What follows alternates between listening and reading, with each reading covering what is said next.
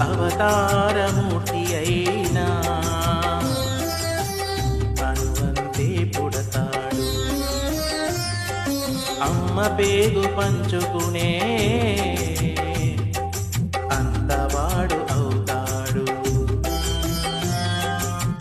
అవతారమూర్తైన అనువంతే పుడతాడు.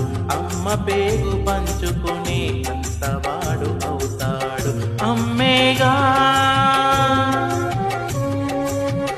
అమ్మేగా చిరునామా ఎంతటి ఘన చరితకి.